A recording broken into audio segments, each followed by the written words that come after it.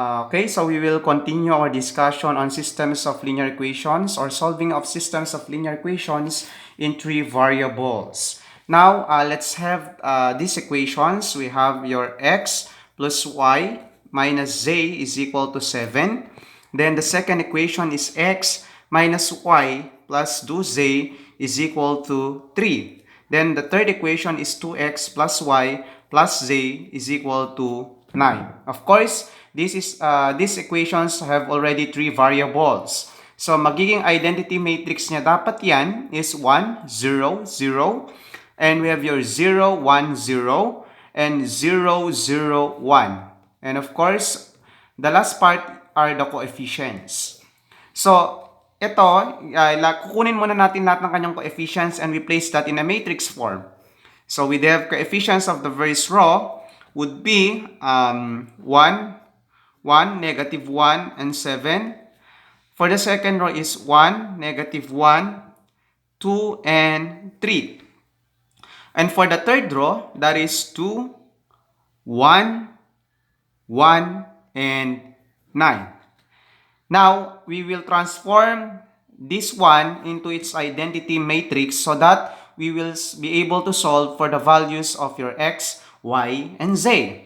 Now, take note that this is our row 1, this is our row 2, and that this is our row 3. Now, we manipulate, of course, the row 2. So, ang gagawin natin, ikopya muna natin itong mga numbers or coefficients na nasa matrix natin, especially your R1 and R3, since we are going to have an elementary row operation on the second row. So, copy natin si row 1, 1, 1, negative 1, 7.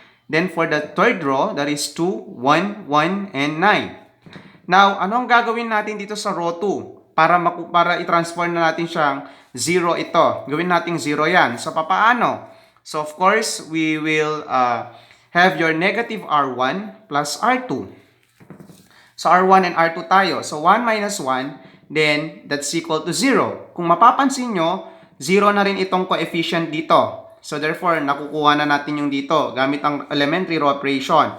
Then, we have negative 1, negative R1. So, 1 minus 1. Negative R1, negative 1 minus 1, that is equal to, what would be the value? That is equal to negative 2. Now, we continue that one. We will have your 3 and negative 4. 3 and negative 4. Then, after which, we proceed to the next one. Now, 0 na yan. Gawin din natin 0 itong third row. Yung first column ng third row. So, ang gagawin natin is ito, i-manipulate natin yung third row. So, we have this matrix again. We copy R1 and R2 because we are already done with R2 dun sa first row, first column niya. So, 1, 1, negative 1, 7. We have this one, 0, negative 2, 3, and negative 4. Now, ano ang elementary row operation natin dito na para maging 0 itong 2? So, gagamitin natin si R1 at saka si R3. So, paano? So, we have negative 2R1 then plus R3. Try natin. Negative 2 times 1 is negative 2. O, negative 2 times 1, that's negative 2. I-add natin dito sa 2 dito, magiging 0. And then, negative 2 times 1 is negative 2 plus 1. That is equal to negative 1. Then, if you continue that one, yung operation na yan, nagiging 3 yung susunod. And then, we have negative 5. Now, we have already 1, 0. Pansinin nyo, 1, 0, 0, 1, 0, 0 na to. Now, ano ang next na gagalawin natin? We will still be, of course, manipulating row 3. Gawin nating 0 naman itong negative 1. So, sa paraan natin gagawin yan? So, elementary row operations again. So, we copy your first row and first column. 1, 1, negative 1, 7, 0, negative 2, 3, negative 4. Now, ano ang gagawin natin para maging 0 itong negative 1 para kapareho dito, para maging pareho sila dito? So, we will use negative R2 plus 2R3. So, negative R2 and 2R3. Okay, let's have a try. negative R2. So, 0, negative times 0 plus 2R3, 0 din. So, magiging 0 pa rin yan. Negative R2, negative 2. Negative times negative 2, magiging positive 2. 2 times negative 1, magiging value. Ulitin ko, negative, negative, magiging positive. Positive 2 na siya. 2 times negative 1, negative 2. 2 minus 2, magiging 0. And of course, if we continue that one, magiging 3 ito ang next.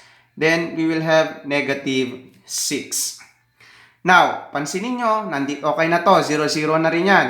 0, 0 rin to. Now, yung 3 dapat maging 1 yan. So, sa papaanong paraan natin yan? We manipulate again row 3. So, ang mangyayari dyan is mag-multiply tayo ng 1/3.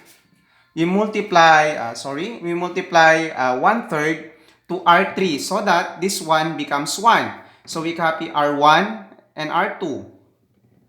7, 0, negative 2, 3, negative 4. 1/3 of 0, 0, 1/3 of 0, 0, 1/3 of 3. That is equal to 1 already.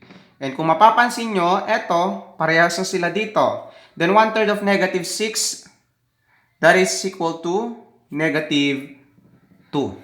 Okay. Now, let's have the next elementary row operation. So, eto, okay na tong baba. Yung third row natin okay na. Let's proceed to the next row. So, second row naman ang aayusin natin. Okay na tong first column niya. Itong second column, dapat maging 1 itong negative 2. So, what we are going to do now then, para maging 1 yan, so copy natin si third row. Then, we copy first row. Anong gagawin natin sa second row? Anong operation ang gagamitin natin dyan para maging 1 ito? Negative 2, gawin natin 1 yan. So, mag-multiply tayo ng negative 1/2 R2. Negative 1/2 of 0, 0. Negative 1/2 of 2, 1. Negative 1/2 of 3, magiging negative 3/2. And of course, negative 1/2 of 4. Negative 1/2 of 4, magiging negative, negative, positive. Kalahati ng 4, 2. Okay, so we have this one already. Now, ituloy natin yan. Okay, 0, 1, parehas na sila. Now, ang gagawin natin, next na tayo, dapat yung negative 3/2 magiging 0. So, let's have this matrix again. And paano yan? So, let's copy again your third row and first row. Third row and first row ang copyhin natin kasi R2 naman ang ating imamanipulate. So, copy natin, negative 1, 7. Anong gagawin natin kay second row?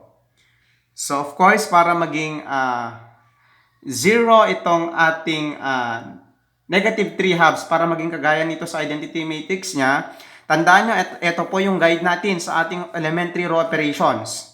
Ito po ang guide natin. So, anong gagawin natin? We do have R2 nang gagalawin natin. So, R2 plus 3/2 R3. Try natin. So, R2 tayo. 0 plus 3/2 ng R3. 3/2 of 0, 0. 0 pa rin yan. Tama? And of course, we have your R2, 1 times 3/2 of 0. 1 pa rin po ang sagot dyan. Then, 3/2. So, 3/2. 3/2 ba yan? Or 2/3 dapat i-multiply natin dito para maging 0 siya. Of course, 3/2 pa rin. So, negative, R2 natin is negative 3/2. Mag-multiply tayo ng positive 3/2 dito sa R3. So, negative 3/2 plus 3/2, magiging 0 na yan. And of course, after that, magiging next value is equal to negative 1. Because 3/2 of 2 is 3 minus 3/2 of 2. Ulitin natin. 3/2 of 2 minus kako sana negative 3 halves of negative 2. Cancel natin yung 2. So, ang maiiwan is 3. 2 minus 3, magiging sagot is equal to negative 1. Okay. And of course, after that, tingnan nyo, okay na to. Etong dalawa. Yung first row sa identity matrix ng second row at saka third row, almost parehas na. Okay na siya. Now, ang i-manipulate na natin is yung first row. So, paano? So, we transform your first row into another form of matrix. We copy the second row and the third row kasi naka-identity na sila. Okay. So, anong gagawin dito? Anong gagamitin ng operation? So, si R1 at saka si negative R2. Bakit? Kasi copy natin itong, kasi kailangan natin gawing 0 itong second column ng first row. So, R1 and R2. So, si R1 at saka si R2 yung i-manipulate natin. So, R1, negative of R2, 0, 1 pa rin yan. R1, okay? So, R1 natin, 1 minus negative of 1 dito ng second row, magiging 0 na. Then, kapag ituloy-tuloy natin yan, magiging negative 1 and then 8 po yan. Gamitin natin tong operation na guide po natin sa pagsosolve ng mga matrices. Okay. Then, after that, what we're going to do, we again, okay, kung titingnan nyo ito, okay na doon.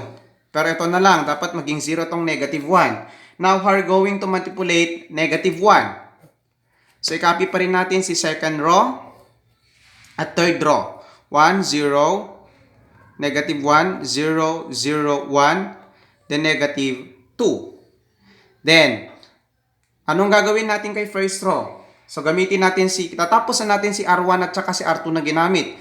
Ang next na gagamitin na natin is si R1 at saka si R3. Okay. So, what we're going to use, we have your R1 plus R3. So, R1, 1 minus 0, still 1. 0 minus 0, 0. Negative 1, 1, 0. 8 minus 2, 6. Now, if we try to take a look on the given systems of equations dito na sa matrix na to, almost parehas na sila dito. Therefore, ito na yung kanyang identity. So, nasolve na natin ang value ni x, y, and z. Okay, paano yan? Yung solution niya, so x, y, and z. Kung titingnan mo dito, si x, kung ito si x, ito si y, si x column, y column, z column, 0 na yan lahat. So, x times 1, 1. Ito na si x. 0 na si y, 0 na si z. So, ang value ng first row natin is siya si x. Kaya, 6 yan. Like manner, pangalawa si y, 0 na si x, 0 na si z. So, si y na lang naiwan, kaya value niya yung negative 1 dyan. And in like manner, 0, ang naiwan dito ay si z. Kasi 0 naman si x at saka y dyan dito sa third row, then the value is negative 2. Therefore, the solutions of the systems of equation x plus y minus z is equal to 7, x minus y plus 2z is equal to 3, and 2x plus y plus z is equal to 9 is 6, negative 1, negative 2, respectively. Okay, so this is how to solve systems of linear equations in 3 variables using Gauss-Jordan elimination systematically. Now, your next activity, you practice also solving systems of equations in 4 variables until 5th variable. Okay, so good day everyone.